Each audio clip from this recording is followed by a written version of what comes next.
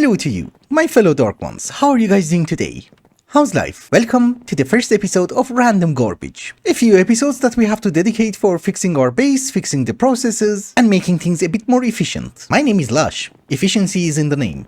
Now, so what should we do? Good question. The first item on the list is the processor clean room. What does it do? Well, it makes you processors every 2 seconds. Half a stack of them. And it also gives you a stack of chipsets in half a second. However, making this thing is a bit expensive just because of one block. The Fluix Etcher. We need to make something called a spatial processing unit, and we need to convert them into 4 singularities. Generally speaking, one of the things which has me worried is the TPS, and it's not making me very happy. So the less machines we have, the better. In order to make the 4 singularities that we need in order to make the Fluix Etcher, we need 8,192 spatial processing units. And we're missing 18,000 pure Fluix. And yes, you might notice we don't have a recipe. That's because I never put a recipe for that. I just made a lot. And to be fair, you don't need it that much. But don't you worry, we are crafting the seeds.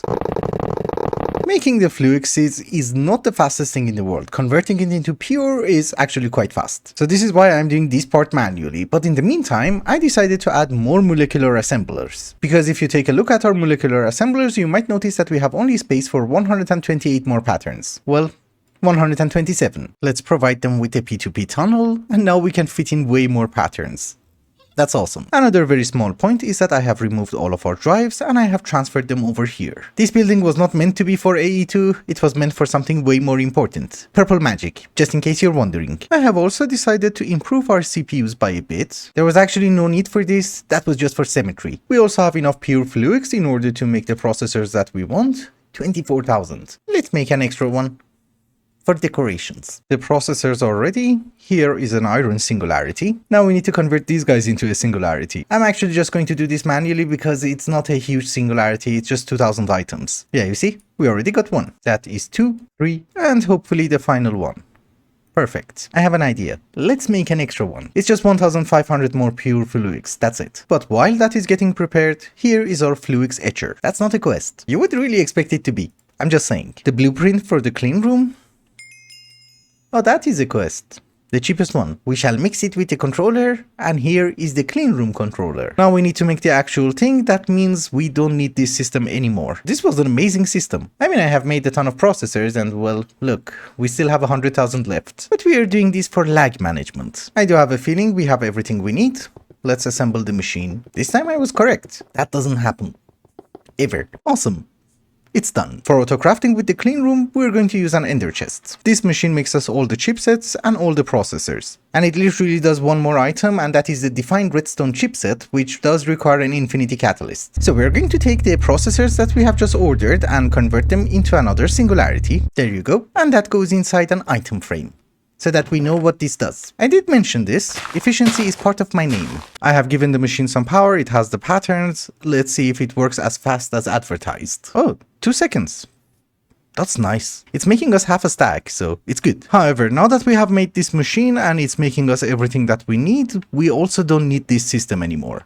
The lasers. For the chipsets, we could have also used the assembling machine from Tech Reborn, but this is like an intermediate solution. The clean room is the ultimate solution, so I decided to wait for that. Also, according to Prince Thomas, the lasers from Buildcraft are incredibly laggy, so it's a good thing we're removing them. And Prince Thomas was right, we're under 16 milliseconds.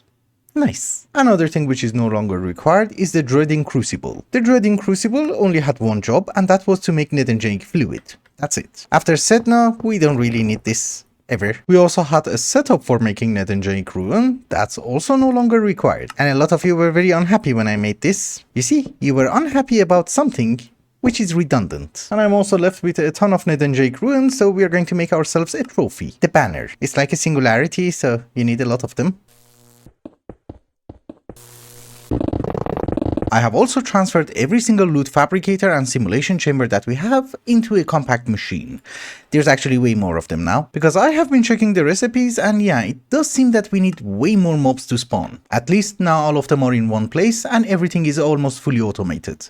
We just need data models. As a result, our basement down here is almost empty. There are going to be a few additional machines that we need to install over here, and one of them is called the Corrupted Library. It's actually something super useful because we do need to make ice shards for different recipes, and unfortunately I have to spawn mobs for them. We can also easily get some corrupted shards, the collector fragments from Divine RPG, you know, the dungeons of Arcana, and also the most important thing that I need at this very moment, the snowflakes. However, in order to make the corrupted library, we need Arcanium. So let's see if we can cheat in the dungeons of Arcana, but just by a bit. Here is a quarry. I have set a filter so that it would harvest any Arcanium. Oh, the staff of traveling here is banned. What? Well, they thought of that. That's interesting. But do we get any Arcanium? Well, worst comes to worst, I have to buy keys, because this hasn't been working. I guess you really have to use the keys. And yeah, the quarry didn't work. Let's go back home. If you guys remember, the way that we unlocked modular machineries was that we made a controller manual. Then we could craft everything that we needed. Unfortunately, when you need a manual in order to craft something, that recipe doesn't work in the AE2. So if I press this button, you can't get it out. If I use this recipe, I can take it out. You have to use a crafter, and unfortunately with the crafter, you have a bit of a complication. So we just craft 1 stack and 10. Actually, maybe as much as possible so that we don't have to craft it ever again. I'm tired of this. Crafters are going to run into a problem whenever you have the machine controller in the recipe and whenever you have it in the output, because it will output both of them. It will not keep this one in the inventory, even if you put it on external C. Anyways, corrupted library and the controller. In order to make the corrupted library, what we need is a workshop bookcase. Well, it does have EMC, so we just needed the one, but it does also require something called coldstone. A few hundred years ago, I was extremely lucky and I found this. That is coldstone. It's just that I only picked up 6. Let's pick up another one.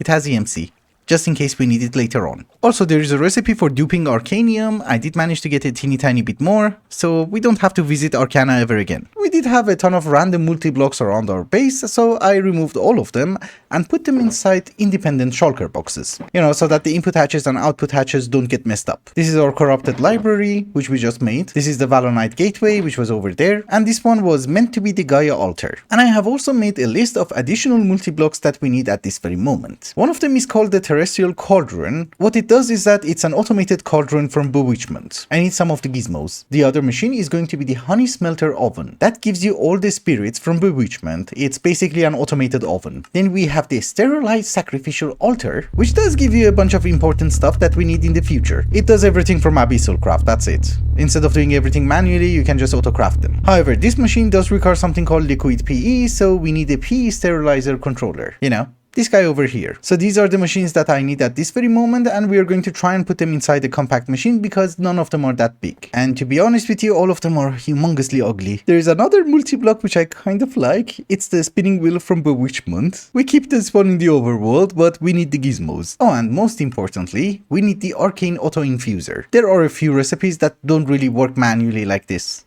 You need the auto infuser. So I think what we're going to do is that we're going to gather every single item that we need for all of these machines, then we go to a compact machine and assemble them all. Not in one, definitely. They don't fit. However, now that we have the cold iron forge over here, let's try to get a cold iron chicken. The egg, obviously. Does it take long?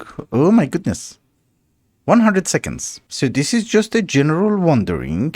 If you have 2 eggs inside a mechanized scoop, what will happen? Do you need like 1 scoop per egg? Is it gonna cycle between them? I don't know. You just get the first one. Okay, now that I understand that I need a mechanized scoop for every single egg, I have been checking some recipes. After we get to the Draconic Evolution, which I don't really know when it's going to be, we will get access to roosts. So obviously those are fine, but the coop itself is not a horrifying recipe. But in any case, any option that we choose is going to require petrified wood. I was checking the recipes how to get petrified wood, and I remembered this. Scrap boxes. This is something that we need, and we kind of need it now because it's the next quest in order to make UU matter. But there are also a bunch of things that I need from scrap boxes. For example, the alumite fork. There is a rare chance of getting these items, so the sooner we automate the scrap boxes, the better. But yeah, petrified wood is one of the things that you can also get from scrap boxes. Since this episode is going to be called Random Garbeege, it's fitting that we just make random Garbeege. I have already been preparing for making scrap boxes, so I have everything on auto crafting. You say crafting done? I don't see anything. I just want some energy crystals. Can I have it now? Oh, thank you. Very kind. Oh, you made a lot. I just wanted to mention that the idea of opening scrap boxes is not as stupid as you would think. Look at all the goodies. They're very useful. We even get some sort of a nuclear fuel from this. Also, another good part of it is that, if you guys remember, there was something called a mineral dust. In order to craft it, you're going to need a bunch of small dust. Some of them have to be processed because they're byproducts of byproducts, but we're just getting them over here for free. We also get plutonium, alumite fork, and a ton of petrified wood. I actually stopped the ender chest. I just wanted to mention this is very fine. I'm really happy with this, and it's incredibly cheap. And a compact cobblestone generator is more than enough in order to make scrap for 2 recyclers. I have made almost the exact same setup for production of UU matter, but we're producing it twice in 2 different machines. Because one of the things that I have realized is that, well, you do need UU matter, the solid version, in order to make a few things. You also need that in order to convert it into liquid UU matter, which is also used in other stuff. So I thought having 2 lines of production is not a very bad idea. One of them goes through our system, and the other one goes through an ender chest, which later on goes to a mythic resource crucible, you know, for liquid UU matter. We have that machine, don't you worry. I'm not sure how many of them we need, but I just set it up and we have 1630 of them. You get the gist. It's fast. In this compact machine, we're done. We can go home. Actually, there is a quest. We need to hold spatial pylons. Let's finish the quest. I don't really know when we have to use it. Now that we have automated scrap, we can proceed. I'm just over here at a ruined crimson portal, gathering some void metal. We're out of void metal and I thought maybe we should make a seed for it. It's way easier. Hello! It's actually a few hours later. I did mention that I'm going to make a few seeds, and well, I decided to expand our farm by a bit, but I did manage to make the jade seed as well as the void metal seed. I also decided to add a patch for thorium and uranium, and then I decided to do bees. I guess that would explain why it is a few hours later. Anyways, here are the bees that we have. Radiant. It does give us the beacon comb, and the beacon comb gives us nether stars. We have 2 of them, because you know, when you make the one, you can just copy it. Then we have the experienced queen, and that one gives us the condensed essence. If you smelt it down inside the magma crucible or whatever, you will get 10 buckets of essence, and that's amazing. We also have the armored bee, which gives us the shield of terror. I'm not exactly sure if she should run for a very long time. I don't really know how many shields of terror we want, but in order to make the multi-blocks that I specified earlier, we're just going to need 4 of them. Then we have the Twilight Horde. It gives us the Twilight Comb and the Deep Twilight Comb. I actually have 3 of them, and the reason for that is very simple. If we centrifuge these things, we will get netherite ore and blood gem, and the Twilight Comb gives us arlemite, rupee, and realmite. That's basically a lot of ores that I needed. Of course, now that I'm thinking, there are a few that I'm missing. Those are from Divine RPG, but there are a few ores from Advent of Ascension that I don't have. You know, things like limonite. You don't get them from the ore miners is the problem. Later on, we do have to deal with them as well. Well, there are chickens for them. I'm not that worried. Not all the bees over here are going to be incredibly useful. For example, the Pyramid Queen for the Stargate, I don't think we need to run them ever again. So we have 4,000 of everything. How much do we need? But nonetheless, let's try to finish the automation. The honeycombs have to be centrifuged in order to get honey and also the goodies. The condensed essence has to be put inside a magma crucible. That's full. Also, I just realized if you right click on them, look how much experience you get. That's a decent number, although I mainly did that for the essence. And yeah, for the moment this is how I would get cold iron. Very efficient, I know. If I have more fires, is it gonna be faster? Seems so. I need to make a coop for that one day, but who cares? This works. Obviously we can't finish every single machine that you see over here today, but we're going to start with at least 2 of them. One, by the way, did you know that the Shield of Terra gives you 255 absorption hearts? For 10,000 seconds, that's amazing. I think I also have 150 hearts, so we're doing good. So let us talk about the machines. The honey smelter oven is going to be our top priority. Making these different types of spirits is a pain. I also have the hardest time getting tallows. Basically, you need tallows in order to make bottled hellfire, and you need the bottled hellfire in order to make the capacitors. That's why we needed the Shield of Terra, so let's start. 32 blocks of tungsten, no idea why. A bit of coke bricks, a bit of blast bricks, input hatch, fluid hatch, and output hatch. One of the reasons that we are doing this right now is that we have just automated honey too. Anyways, that is all the parts that we need for the honey smelter oven, except this. Shielded honey bricks. It's an ultimate crafting recipe. Why? We need an extra one. That one is reserved for warpers. We put this one here.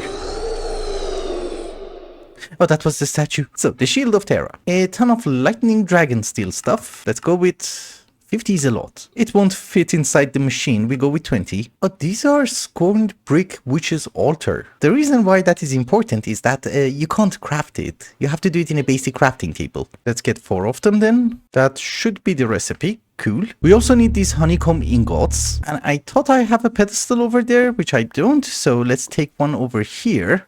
Because I think my bee is here. Do you smelt it? It's probably too far. I don't really know where the queen is. Oh, you're here. Takes a bit of time. And we need 12. So I'll be right back. I just managed to get the ingots. They go in the corners like so. I'm missing one. Ah, you go there. While I was waiting, I also ordered a decent supply of dragon steel. You go over there. Oh, that's my first block. Okay. And that, ladies and gentlemen, is just a block, which does nothing. It's actually a very good thing that I had the honey smelter bee. I made it for the BB gun and I didn't know how to use it. You need an assassin's queen. We have 202 controllers.